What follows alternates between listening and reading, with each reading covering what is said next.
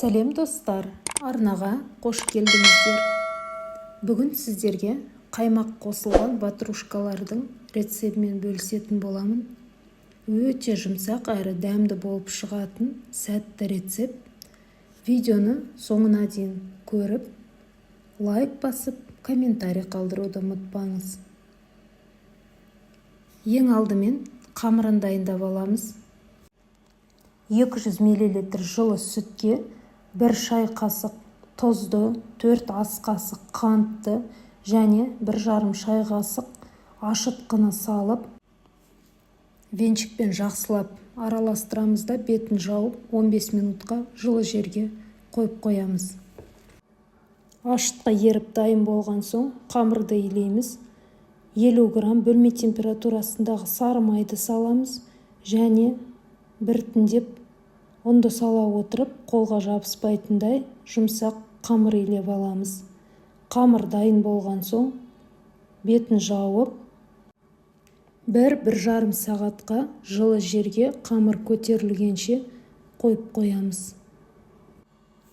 Салмасын әзірлейтін боламыз. Ол үшін 150 грамм қаймаққа 40 грамм ерітілген сары майды қосамыз. 2 ас қасық қант, 1 ас қасық ұнды қосып, венчиктің көмегімен жақсылап біркелкі масса болғанша араластырамыз.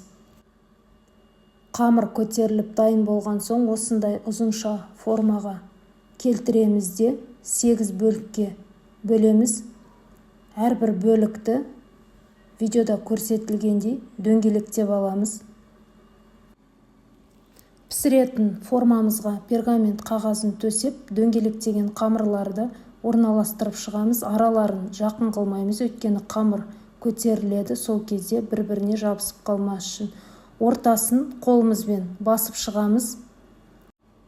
Стақанның түбіне сұйық май жағып аламыз да, осылай видеода көрсетілгендей ортасын басып шығамыз. Сонда дөңгелек форма береді. Дайындалған салмасын ортасына 1 ас қасықтан толтыра салып шығамыз. 1 жұмыртқаны шанышқымен араластырып, осылай қамырдың шеттеріне жағып шығамыз.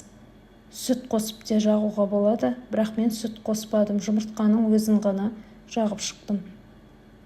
Енді қызып тұрған пеште 180 градуста 25 минуттай пісіріп аламыз.